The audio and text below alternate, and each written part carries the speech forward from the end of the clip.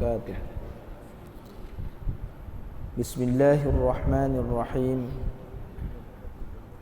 الحمد لله رب العالمين، والصلاة والسلام على أشرف الأنبياء والمرسلين. لا حول ولا قوة إلا بالله العلي العظيم.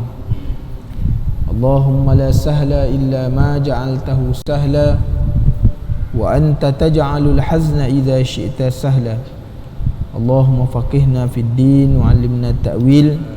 اللهم زدنا علما أما بعد. Alhamdulillah, bersyukur kepada Allah Subhanahu wa taala kerana kita masih lagi diberi kesempatan oleh Allah Subhanahu wa taala.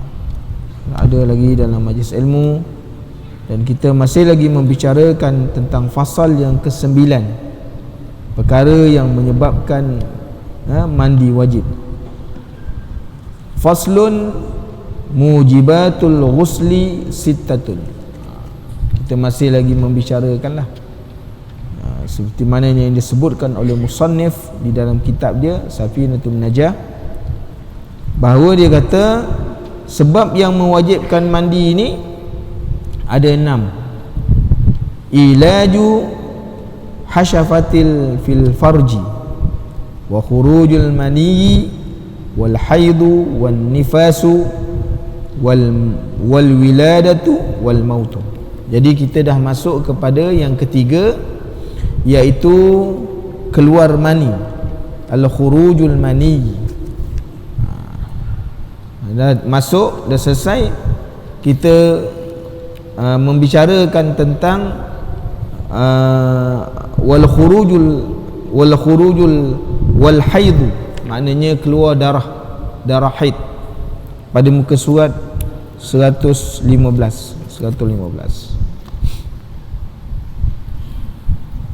Disebutkan di dalam kitab kita ni, pengarang memberitahu kepada kita tentang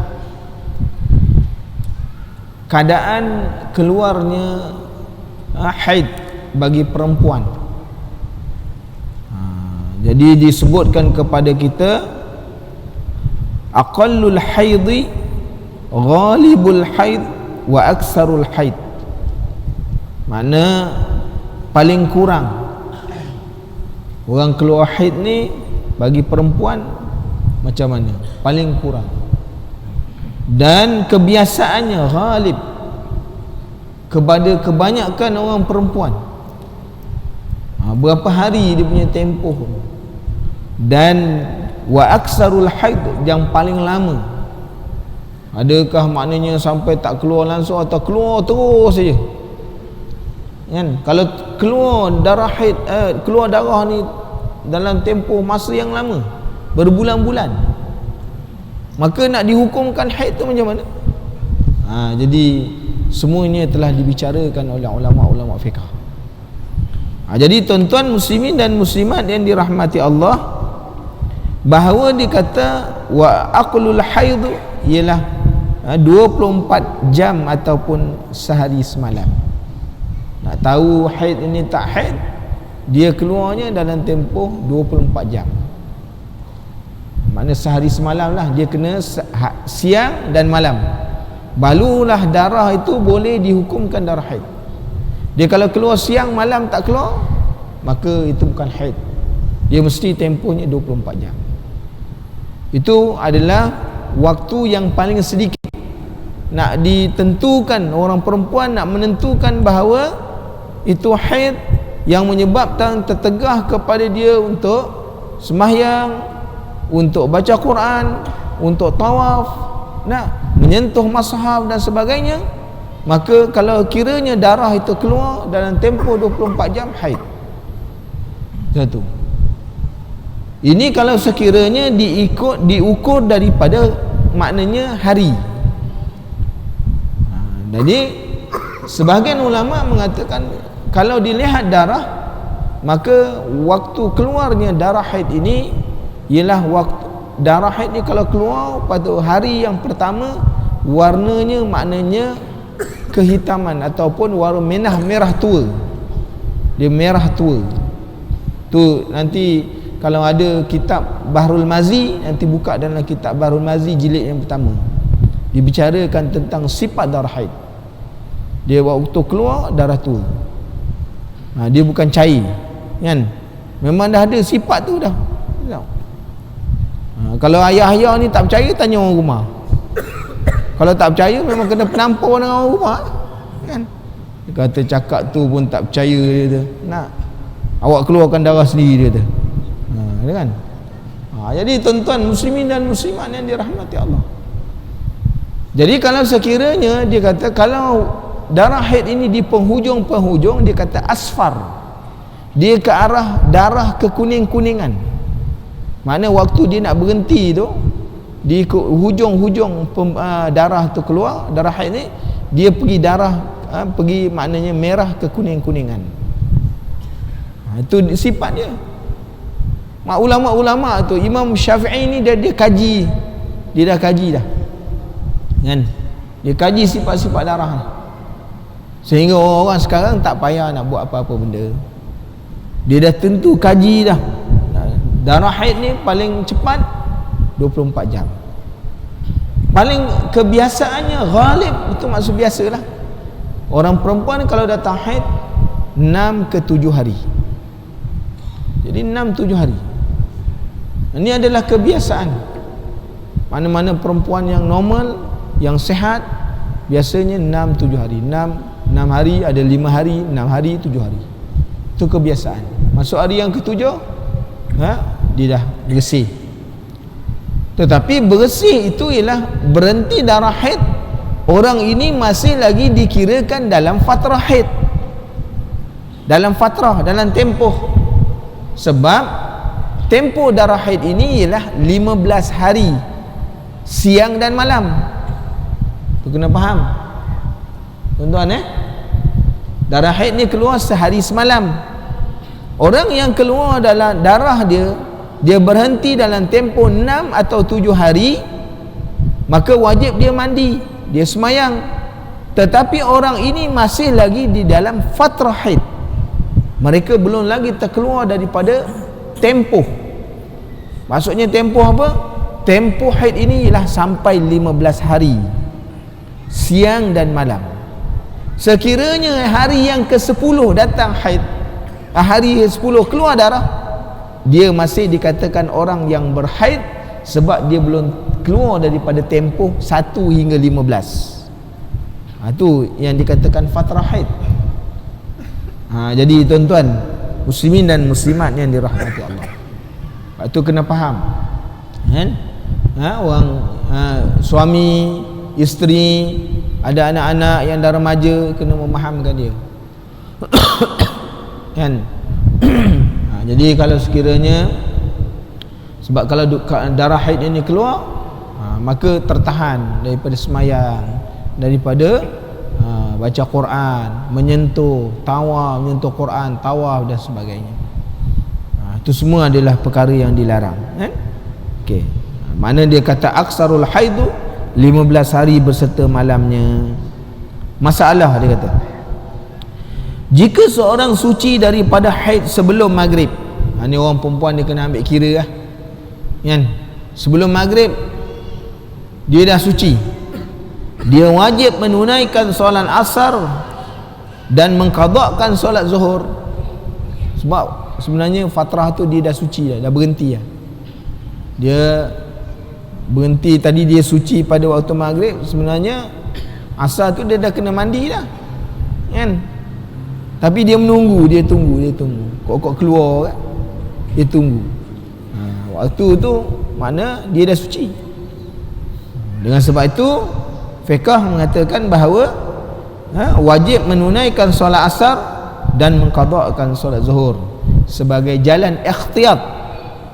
Maksud apa jalan ikhtiyat? Berhati-hati, kemungkinan dia berhenti tu, dia suci tu zuhur lagi dia dah berhenti. Dia dah suci tu waktu zuhur lagi, dia tunggu satu waktu masuk, maghrib baru dia mandi, zuhur asar sebenarnya dia dah suci, asalnya dia wajib semayang. Ni yang kita kena jaga-jagalah tuan-tuan muslimin dan muslimat yang dirahmati Allah. Begitu juga jika dia suci sebelum waktu subuh. Mana pukul 3, pukul 4 dia suci, atau terbit fajar, selepas daripada terbit fajar, mana masuk waktu subuh, dia wajib menunaikan solat isyak dan mengqadhakan solat maghrib. Ni kaedah fiqh, ni fiqh. Tak boleh tuan-tuan protes, buat apa ni, kenapa pula kena qadha ni? Kami kan ni. Jangan tanyalah tuan-tuan. Ni fiqh telah menentukan. Kan? Fiqh telah menentukan macam tu, kita terima. Sebagai itu satu ketentuan, satu hukum yang kita kena ikut. Kan? Yang kita kena patuh. Jadi tuan-tuan, kita tak boleh, kenapa mesti buat begitu?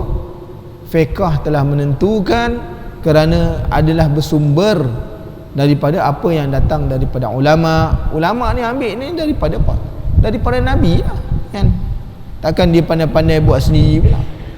Jadi tuan-tuan muslimin dan muslimat yang dirahmati Allah, jadi yang ni kita kena bagi tahulah. Kalau isteri tak datang, kena bagi tahu. Anak-anak tak datang, kena bagi tahu lah. Tempoh haid, kalau anak perempuan ada, kita ada anak perempuan, kita kena mengajar dia tempoh haid ni, supaya kalau dia keluar, duduk tempat bukan tempat kita kan, jauh daripada kita, tak tahu masalah-masalah. Anak-anak kita kadang-kadang dia tanya, dia telefon, tak apalah, yang rajin nak bertanya. Tak yang rajin tak nak tanya, segan kan? Dia buat cara dia, tu jadi susah kan? Sama juga hukum orang perempuan yang mandi junub dengan orang perempuan yang muda yang mandi junub dengan orang perempuan yang sebab dia datang haid tadi, dia mandi dengan orang perempuan yang mandi hadas besar tapi dia dah berkahwin. Berbeza tuan-tuan, berbeza. Tuan-tuan buka dalam kitab Bahrul Mazi, orang perempuan yang sekiranya dia dah berkahwin, dia dah menikmati kehidupan hidup bersama, telah melakukan hubungan, maka mandi itu perempuan wajib membasuh pada anggota faraj dia sampai pada tempat yang zahir, tempat zahir. Kalau bertemu dua hasyafah, sampai ke itu dia kena basuh. Dia berbeza dengan perempuan yang muda yang belum lagi melakukan hubungan, sebab dia belum kahwin lagi, dia tak macam tu. Tu berbeza tuan-tuan, muslimin dan muslimat yang dirahmati. Nanti balik buka dalam kitab Bahrul Mazi jizid yang pertama, dalam bab maknanya perempuan-perempuan yang mandi janabah bagi perempuan yang telah maknanya bersama suami, dah ada suami, dah pernah bersama dengan perempuan yang bikr, perempuan muda. Cara mandi junub dia berbeza sikit, dia agak berbeza sikit.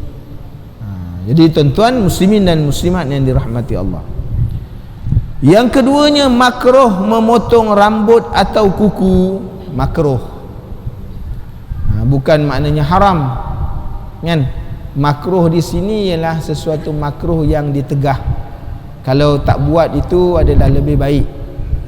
Orang-orang yang berjanabah ataupun orang yang berjunub atau yang haid, maka makruh memotong rambut atau kuku ketika dalam keadaan hadas besar, kerana ada riwayat yang mengatakan ia makna tidak akan bercahaya, tidak akan bercahaya, waktu dibangkitkan besok tak bercahaya. Nanti semuanya akan dikumpulkan dan dikembalikan, dan yang terpotong akan datang dengan tidak bercahaya. Sebab tu orang tua-tua dulu kan, kalau dia kata kalau mandi potong rambut gugur tu, dia kumpulkan sekali kan? Dia kumpulkan sekali, bawa mandi tu. Sampai begitu sekali orang tua-tua kita dulu mereka punya kepahaman, mereka beramal tu. Sebenarnya benda tu makruhnya, tapi mereka ni cukup berhati-hati sampai begitu sekali. Dia simpulkan rambut-rambut dia tu, dia bawa mandi sekali. Masya Allah tuan-tuan. Hari ni kita tak kisah Benda tu tak apa ni, dikisahkan. Kalau dia nak potong kuku pun selepas mandi. Tu mak kita dulu, kan? Ayah kita dulu begitulah, kan? Jadi ni kita nak tengok, kan? Disebut di dalam hukum fiqh hanya begitu. Manusia yang sudah dalam maknanya kulfah, yang sudah berkhatan, nanti pada hari akhirat akan dibangkitkan dalam keadaan apa? Dia kata aqlaf, tidak berkhatan, seperti mana yang disebut oleh Sayyidatina Aisyah radhiyallahu anha ketika mana bertanya kepada Rasulullah sallallahu alaihi wasallam bagaimana keadaan orang bila dibangkitkan daripada padang mahsyar. Jadi Rasulullah sebut orang bangkit daripada padang mahsyar ni, pertama mereka bangkit dalam keadaan bertelanjang, semua tak ada pakaian. Hari ni pakai macam-macam, kan? Orang yang bangkit daripada kubur besok, ketika mana berada di padang mahsyar Allah Subhanahu wa taala, tidak seurat benang pun, tak ada pakaian. Maka Aisyah kata, ya Rasulullah, malunya. Dia kata waktu tu tak ada malu. Kerana apa tak ada malu? Kerana pada waktu itu mereka memikirkan nasib mereka. Mereka memikirkan nasib mereka ni, masuk neraka ke masuk syurga. Sebab tu tak ada fikir.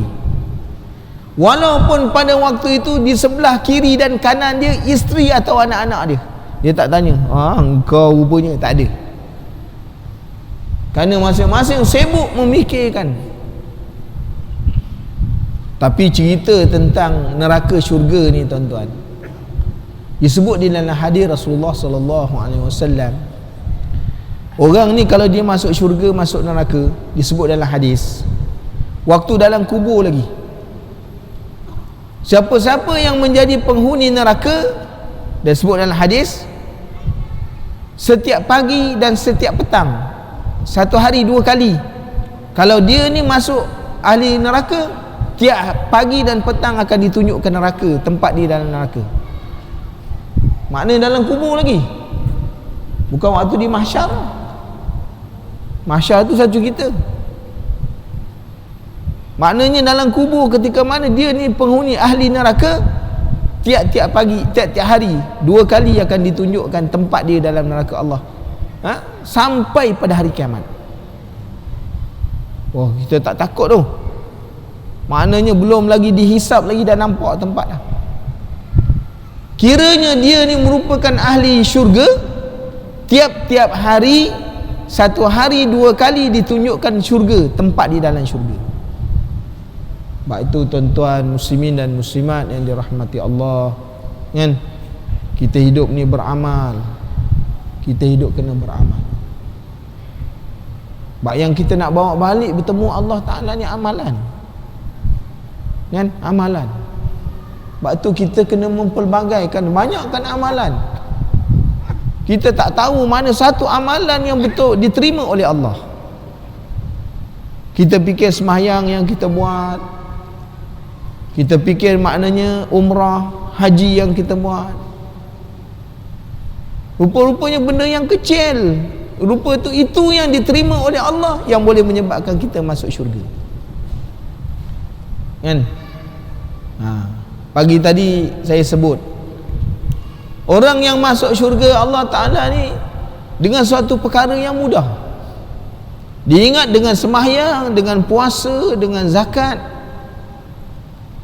Rupa-rupanya dia masuk syurga, dan masuk syurga Allah sebab ada 2 orang atau 4 orang mengatakan dia orang baik, dia masuk syurga. Orang confirmkan, Jeffrey engkau orang baik. Mari seorang lagi, Jeffrey engkau orang baik, masuk syurga Allah. Sebab orang pergi confirm aja. Ingat dengan semayang kita, kita semayang sampai lekuk-lekuk dah, kan? Sampai lekuk dah. Tuan-tuan tengok di sana, lekuk dah. Jatuh je buh ni, macam nangka gugur, lekuk semua. Dai sampai hitam-hitam. Kita ingat min asari sujud yang boleh kita masuk syurga, tapi mungkin ada sebab amalan yang kecil yang kita tak pandang, rupanya itu yang bantu kita masuk syurga Allah. Jadi tuan-tuan muslimin dan muslimat yang dirahmati Allah, Rasulullah sallallahu alaihi wasallam beritahu pada Sayyidatina Aisyah, orang yang bangkit di padang mahsyar besok pertama tidak berpakaian, dan orang yang pertama sekali diberi pakaian oleh Allah Ta'ala ialah Rasulullah sallallahu alaihi wasallam. Itu Nabi yang pertama sekali. Kita ni Allahu Akbar, tak tahulah bila boleh dapat pakaian. Bertelanjang, tidak berkhatan, dan mereka tidak beralas, maknanya semuanya berkaki ayam, maknanya tak ada alas, berjalan di padang mahsyar.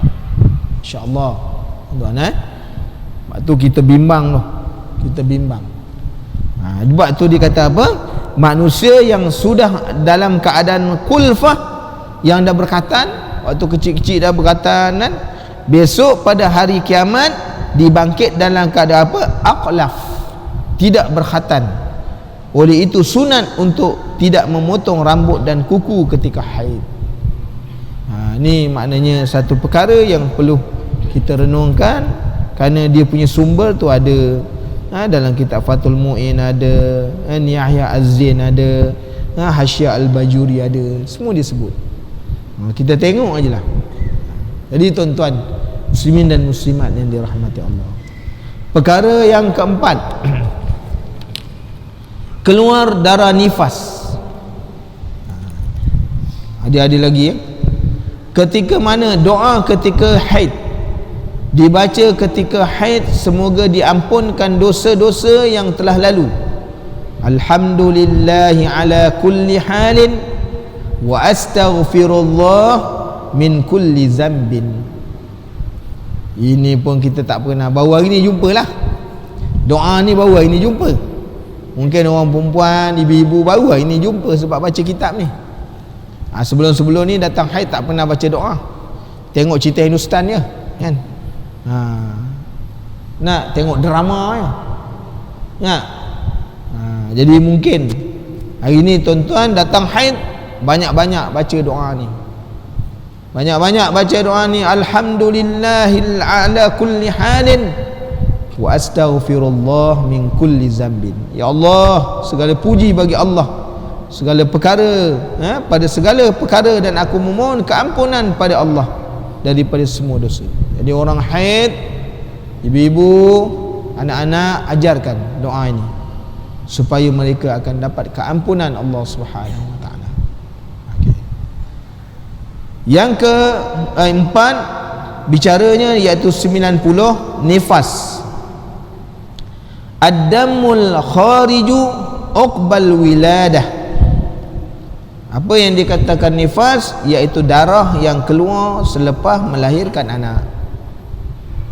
Jadi kalau sekiranya ibu-ibu yang mengandung, kalau darah keluar sebelum melahirkan anak, itu bukan darah nifas. Kemungkinan itu dua, kemungkinan darah itu dua kalau sebelum dia melahirkan anak. Sama ada itu darah fasad ataupun itu darah haid. Nanti orang protes pula, Ustaz, mana ada orang mengandung keluar haid? Itu nak bicara fiqh no? Itu nak bicara fiqh. Orang yang sekiranya dia mengandung, dia keluar darah, dia tidak tahu sama ada hari itu dia haid atau tidak, kerana dia lupa hari itu hari datang haid atau tidak, maka hendaklah dilihat akan maknanya sifat darah yang keluar, supaya dia mengetahui itu haid ataupun darah fasad, mana darah kotor. Takut-takut dia keluar darah, dia tak semayang, hukumnya dia meninggalkan semayang dengan sengaja, hukumnya berdosa. Ni nak kena faham tuan-tuan muslimin dan muslimat yang dirahmati Allah kan. Sebab tu kalau dia tak tahu itu hari darah keluar haid atau tidak, maka hendak dia tengok sifat darah. Tengok sifat darah tu macam mana keluar. Warna merah ketuaan ataupun kehitaman ataupun macam mana. Kalau dia tahu hari itu memang darah haid, itu haid. Mana boleh meninggalkan solat. Ini kena jaga-jaga. Berapa banyak orang yang keliru ni tuan-tuan. Isteri-isteri yang keliru, ibu-ibu muda yang keliru. Baru-baru ni saya bentangkan kertas kerja tentang masalah haid ini kepada pegawai-pegawai polis. Woi, banyak soalan. Yang tanya tu orang perempuan lah kan. Maknanya dia keliru. Ustaz, nak kena semayang ke tak kena semayang? Oh, susah. Kerana dia tak pasti itu darah haid atau. Jadi tuan-tuan muslimin dan muslimat yang dirahmati Allah, kalau sekiranya hari itu bukan hari keluar haid dan darah yang keluar itu tidak menunjukkan atas sifat darah haid, maka itu darah fasad. Maka wajib semayang. Semayang wajib. Sebab darah yang dinamakan darah nifas mestilah darah yang dikata ad-damu kharijul wiladati, iaitu darah yang keluar selepas melahirkan anak. Itu nama darah nifas. Jangan belum salin ini nifas. Nak nifas apa? Darah tak, anak tak keluar lagi. Jadi tuan-tuan muslimin dan muslimat yang dirahmati Allah, kan? Dia gitu. Sama ada janin yang keluar itu secara sempurna atau sebesar alaqah atau mudghah. Kan? Dalam arti kata lain, darah nifas ialah darah yang keluar mengiringi kelahiran. Jadi lahir je, keluarnya sikit ke banyak ke, lahir je, itu darah nifas dia tu. Walaupun tak banyak, sikit je, itu darah nifas. Wajib. Kalau keluar sekejap, mandi wajib. Kan tak? Maka tempoh dia ada. Paling kurang ialah 40 hari. Paling lama 60 hari pada mazhab Asy-Syafi'i. Mazhab Asy-Syafi'i paling lama 60 hari. Itu sebab orang perempuan yang bekerja diberi tempoh cuti 60 hari bagi anak yang pertama. Adik tuan-tuan muslimin dan muslimat yang dirahmati Allah, ini kita kena faham betul-betul, kan? Dinamakan nifas kerana darah itu keluar setelah jiwa manusia ataupun nafs. Nifas tu diambil daripada kalimah nafs, keluar ketika dilahirkan. Perempuan yang melahirkan anak juga digelar dengan apa? Dia kata nufasa. Nufasaun. Itu orang yang melahirkan. Melahirkan maknanya jiwa, melahirkan manusia, kan? Dipakai dengan nufasaun. Paling kurang darah nifas keluar satu lahzah. Maknanya satu lahzah ni sedetik, keluar je bersih. Seperti mana Sayyidatina Fatimah melahirkan Hasan dan Husain. Dia lahir, keluar darah sikit je bersih. Kita ni, orang-orang kita ni tak ada. Biasanya 40 hari ke atas, kan? Jarang nak jumpa yang keluar satu lahzah, kan? Jadi jarang berlaku. Jadi dia sama macam hukum haid. Daripada satu lahzah sampai paling lama ialah 60 hari, kan? Dia punya darah. Maknanya kalau sekiranya 30 hari berhenti darah, 32, 31, 32, 33 darah berhenti, 30 tadi wajib mandi, wajib sembahyang. Hari yang ke-40 keluar balik darah, berhenti kerana itu darah nifas lagi. Kerana dia belum keluar daripada fatrah, daripada tempoh had dia, itu masih lagi dihukumkan darah nifas. Jadi tuan-tuan, Ni yang tak berkahwin, yang dah berkahwin kena belajar balik lah kan, kena belajar balik semua darah-darah ni kena belajar balik. Pastikan bahawa darah-darah ni dia kena hadam betul-betul, kena hadam betul-betul kan. Jangan sampai besok tak tahu kan. Ia dikira selepas keluar dan atau berpisahnya anak dari kandungan ibu sebanyak-banyaknya 60 hari, kebiasaannya 40 hari. Hitungan ini mengikut istiqra' Imam Asy-Syafi'i kepada perempuan-perempuan Arab. Ini kiraan satu lahzah 40 60 ni setelah Imam Syafi'i membuat kajian kepada kebanyakan perempuan-perempuan Arab. Dia kaji, baru dia letakkan asas. Ni tempoh darah nifas ni macam mana kan, paling pendek macam mana, pertengahan macam mana, lama macam mana. Jadi kita kena terima pakai lah, kena terima pakai. Makna dia tidak boleh lari daripada fatrah satu lahzah sampai 60 sampai 60 hari, dia tak boleh lari. Makna kalau lepas 60 hari 1 minit, yang 1 minit itu kalau keluar darah, itu bukan darah nifas lagi, itu darah fasad, wajib mandi. Dah mandi dah wajib, semayang dah wajib. Jadi tuan-tuan muslimin dan muslimat yang dirahmati Allah kan. Okey, jika ada lagi darah keluar 5 atau 6 hari selepas pembedahan atau keguguran, ia dianggap juga darah nifas. Dia darah nifas ni tidak semestinya lahir ikut jalan normal. Ikut jalan normal. Orang bedah pun keluar darah, itu dianggap sebagai berpisahnya anak keluar daripada rahim dia, itu darah nifas. Sebab tu dia kata apa? Jika ada lagi darah keluar 5 atau 6 hari selepas pembedahan atau keguguran kan, keguguran, maka dipanggil juga dengan darah nifas. Mana darah tu kalau keluar tahan daripada semayang kan, daripada puasa, daripada baca Quran, tak boleh lah sampai darah berhenti, mandi, baru kita boleh melakukan semua yang tertegah pada asalnya.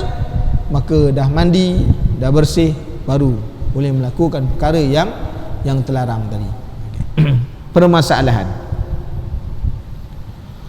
darah yang keluar daripada perempuan setelah melahirkan sebelum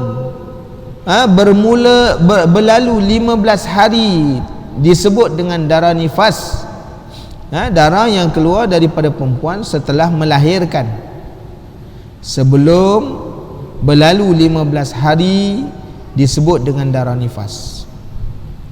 Tetapi jika setelah melahirkannya tidak mengeluarkan darah, kemudian setelah 15 hari baru keluar darah, darah itu bukan lagi nifas tetapi darah haid.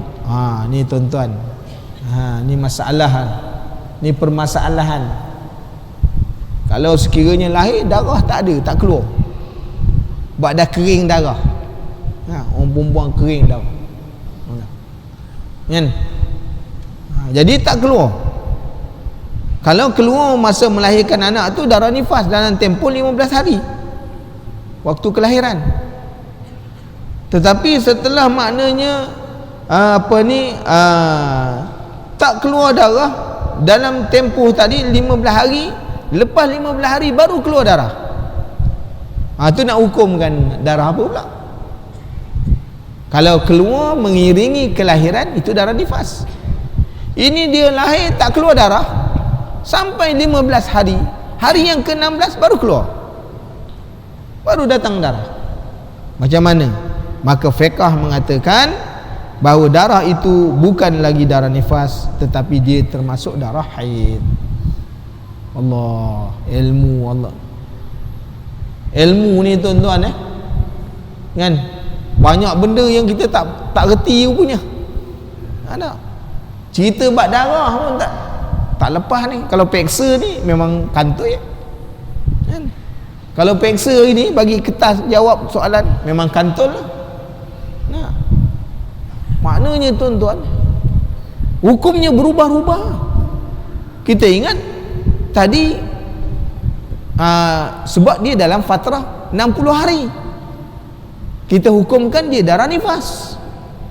Tapi bila jadi masalah, lahir anak, lahir sampai 15 hari darah tak keluar, hari ke-16 baru keluar darah. Sedangkan tadi dia tempoh fatrahnya 60 hari. Rupa-rupanya hukumnya berubah. Hukumnya berubah. Dia dihukumkan darah haid. Dia tidak lagi disebut dengan darah nifas. Allahu akbar. Wa ma utitum minal ilma illa qalila. Tidak aku berikan kepada kamu melainkan ilmu yang sedikit. Hari ini baru faham. Hari ini baru tahu punya. Allahu akbar. Memang kita ni daif sungguhlah tuan-tuan. Jadi macam mana tak nak belajar? Macam mana kita tak nak belajar tuan-tuan? Kan? Macam mana kalau kita tak belajar ni? Kita tak tahu. Kita akan hukumkan dia tetap darah nifas. Masya-Allah tuan-tuan Oleh itu dia wajib mandi kerana wiladah sahaja. Dia makna mandi kerana melahirkan dia. Wiladah kerana melahirkan. Kan? Dia bukan mandi kerana mandi nifas. Nah, nifas ni sebab mengiringi darah yang keluar kerana mengiringi kelahiran. Sekarang darah tak keluar, maka namanya mandi wiladah. Akan berbeza. Masya Allah. Kemudian wajib dia mendirikan solat. Nah, wajib solat. Yang ni kita kena faham. Ibu-ibu, tuan-tuan, muslimin dan muslimat yang dirahmati Allah, faham betul, supaya jangan sampai kita meninggalkan solat dengan sebab kejahilan dalam hukum. Kejahilan dalam hukum. Kan? Kalau jahil dalam bab hukum, kita tak mau bertanya, maka hukumnya berdosa. Hukumnya berdosa sebab kita meninggalkan kefarduan sebab lantaran kejahilan. Ataupun kita melakukan sesuatu ibadat lantaran kejahilan menyebabkan kita punya ibadat jadi rosak. Jadi rosak. Jahil juga. Ini bahaya. Sebab tu kena duduk menuntut ilmu. Tuan-tuan tak ada lah kitab kan dengan guru-guru yang ada mengajar supaya kita faham betul-betul tentang agama kita ni. Yang keduanya, mandi nifas dengan niat menghilangkan haid atau sebaliknya, hukumnya boleh dan memadai menurut Imam Ibnu Hajar, tetapi tidak memadai dengan menurut Imam Ar-Ramli. Jadi ni dua-dua ni merupakan ulama di dalam ulama Syafi'i. Ibnu Hajar, Imam Ramli, kedua-duanya merupakan ulama besar dalam mazhab Syafi'i. Tapi mereka ni berkhilaf tentang masalah. Ada masalah dia khilaf. Jadi kata Ibnu Hajar, maknanya orang mandi nifas dengan niat menghilangkan haid atau sebaliknya mandi haid dengan niat menghilangkan nifas, mandi nifas atau mandi nifas dengan sekali dengan haid, maka hukumnya boleh, harus. Tapi Imam Ramli kata tak boleh. Kalau haid, mandi haid, niatnya haid. Kalau sekira mandi nifas, niatnya nifas. Sebab tu kalau tuan-tuan buka dalam kitab-kitab turas, tuan-tuan akan jumpa niat mandi haid lain, niat mandi wiladah lain, niat mandi nifas lain. Dia asing kan?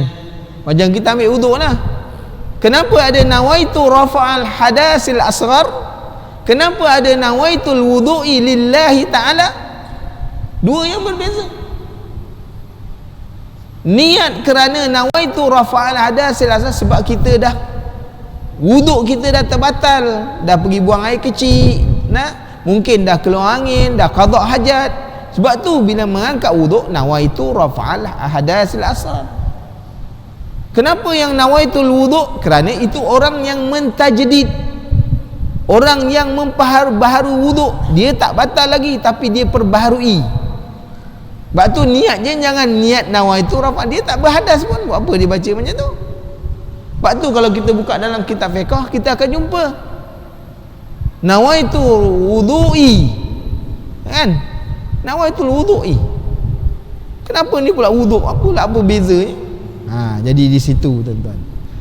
Jadi kalau tuan-tuan hari ni nak pergi perbaharui wuduk, tak batal lagi, niatnya bukan nawaitu rafa'al hadas, kita borong sama je.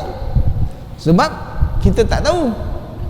Jadi orang yang memperbaharui wuduk dalam keadaan dia masih lagi ada wuduk, niatnya nawaitul wudu'i lillahi ta'ala. Jadi itu supaya kita memahami akan keadaan yang sebenarnya.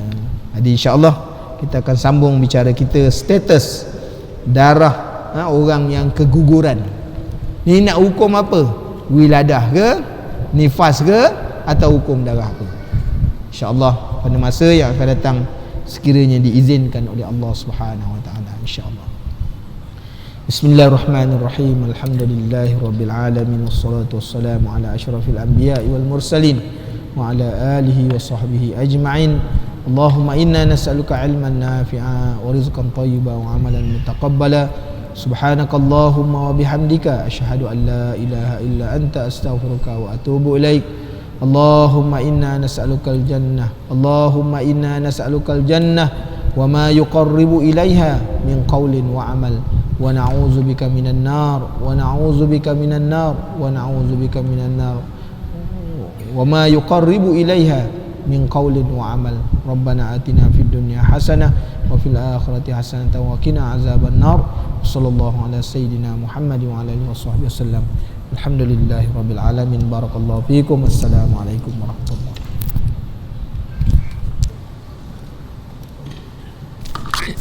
wabarakatuh.